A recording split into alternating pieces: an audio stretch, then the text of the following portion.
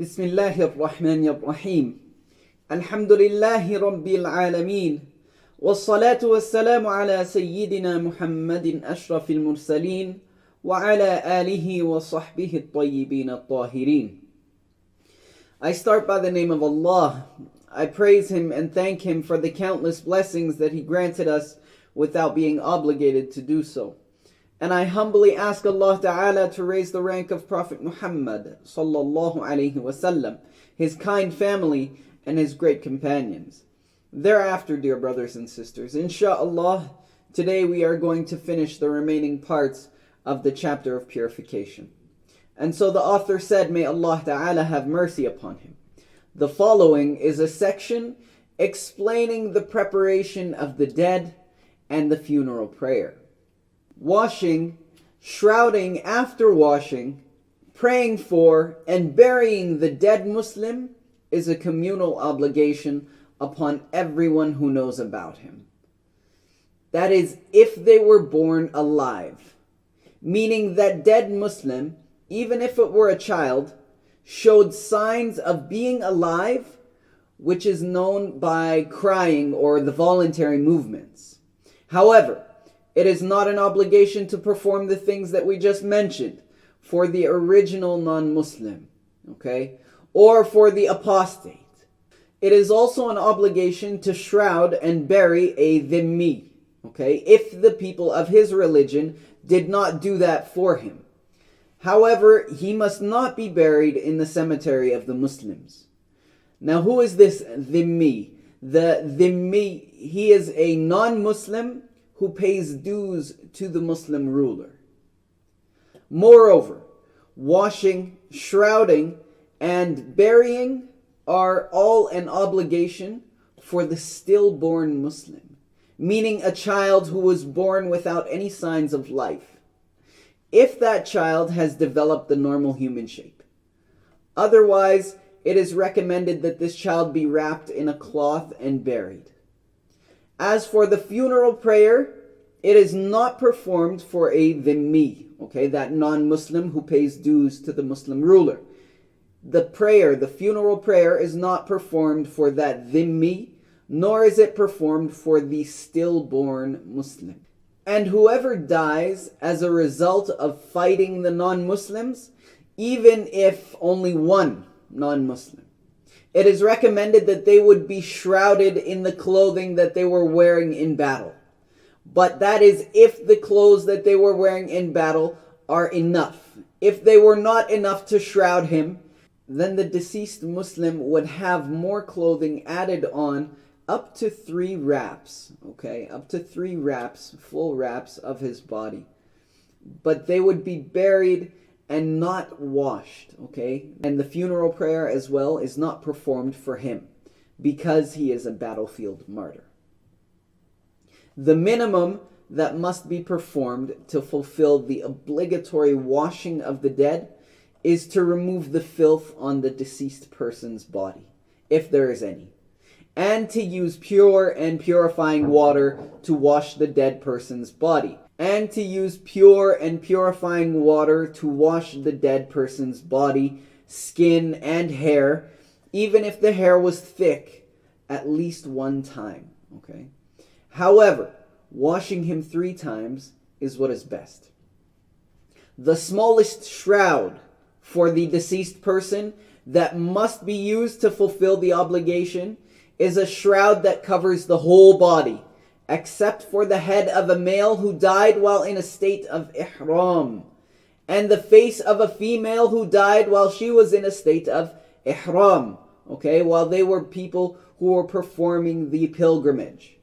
However, 3 wraps are used for the person who died leaving an inheritance that exceeds his debts, or he had no debts at all to start with, provided that he did not leave a will requesting not to be wrapped in 3 wraps. Okay, if he were to have left a will saying that he does not wish to be wrapped in 3 wraps, then he would not have those 3 wraps.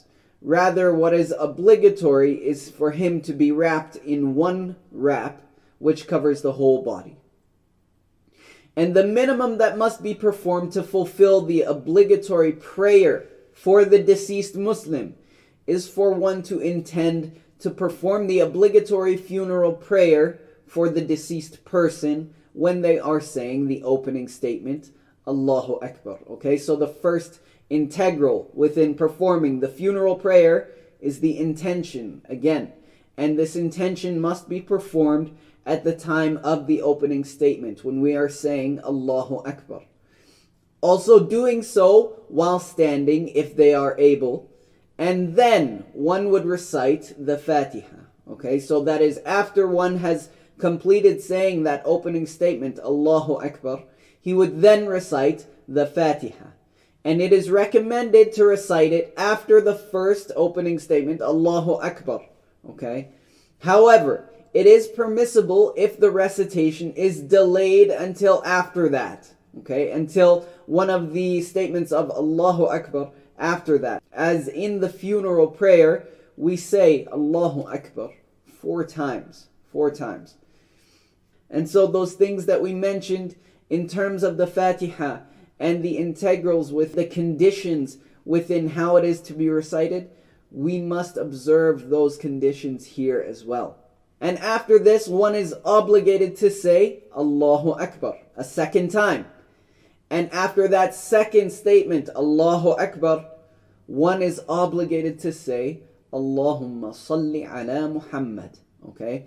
And it is not permissible to bring forward this statement, saying Allahumma salli ala Muhammad. This cannot be brought before the second opening or the second statement of Allahu Akbar. Nor is it permissible to delay saying Allahumma salli ala Muhammad until after saying Allahu Akbar the third time. Okay?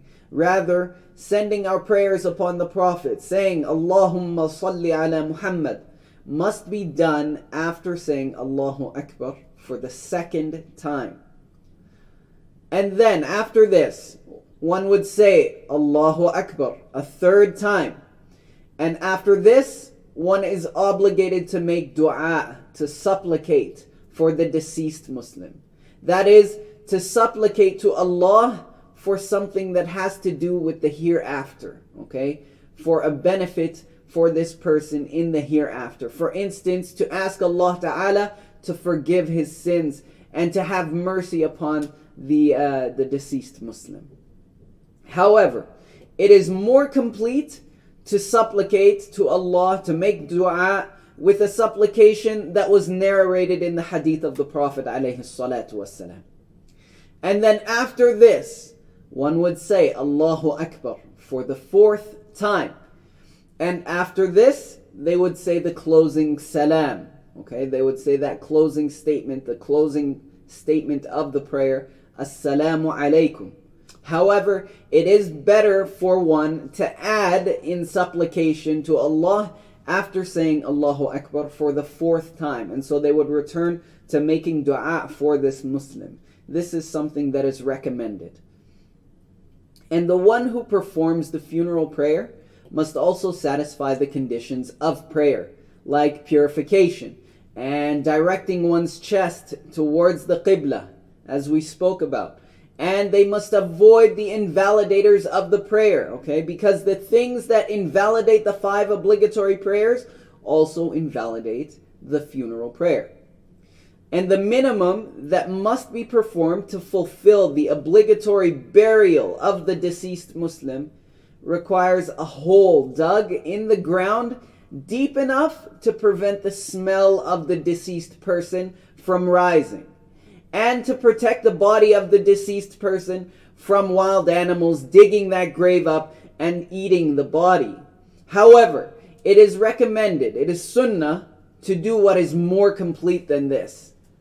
Okay, and that is to dig the grave as deep as a man's height, with his arms extended over his head, which is equal to 4.5 cubits deep, and to widen this grave as well.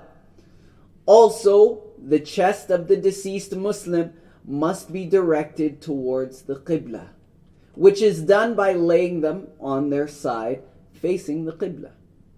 And it is unlawful, it is haram, to bury the dead in a mausoleum, which is a structure that the deceased are placed in before the other bodies buried there before him have actually vanished. This type of place does not prevent the smell of a dead person, and so it is not allowed for the Muslims to be buried in such a place. And with this, brothers and sisters, the author has concluded speaking about the chapter of purification. And after speaking on the chapter of purification, he started to speak about zakah, okay? As it is the tradition of the scholars who author such books, books that have to do with the jurisprudence, okay? The laws of Islam and the rules. And so the word zakah, what does this mean? It is a noun that refers to what one pays for money that they have or for the body in a specific way, okay? So referring to the wealth that they have accrued. Now the author, may Allah Ta'ala have mercy upon him, said, this is a section explaining the rules of zakah. It is obligatory for one to pay zakah for specific types of money and for the body. The author started by speaking about the money and said that paying zakat is an obligation upon the person for having specific types of animals, for instance. They are camels, whether they are Arabian camels or not. Cattle, which includes water buffalo, as well as having sheep and goats. It is also obligatory upon the one who harvests the fruits of date palm trees, as well as grapevines, including raisins. Okay, so the fruits of grapevines, grapes, as well raisins are included within this. It is obligatory upon the one who harvests the staple crops that are consumed during times of food sufficiency. Okay, so when food is, it's sufficient, it's not scarce. And staple crops are referring to crops that are consumed by people to support and sustain the body, such as wheat, barley, and chickpeas. Contrary to that which is consumed for sustenance in times of food scarcity. It's just consumed to fill the belly when there is not much food that is available, like fenugreek. Okay? It is also an obligation to pay zakat on golden and silver ores, and golden and silver treasure troves. An ore is gold or silver that has been extracted from the place where Allah Ta'ala has created them. And actually paying zakat on golden and silver ore becomes obligatory after that ore has been cleansed from the soil. As for a treasure trove, it is gold or silver which was buried during the time of ignorance. Also, zakat is an obligation on the trade articles, which are commodities that a person trades to gain profit, like selling clothing, or sugar, or salt, or horses, and what is similar to these things.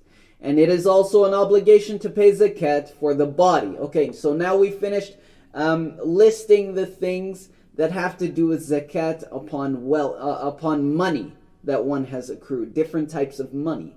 And now the author is speaking about the zakat which is paid on the body. And so he said it is an obligation to pay zakat for the body.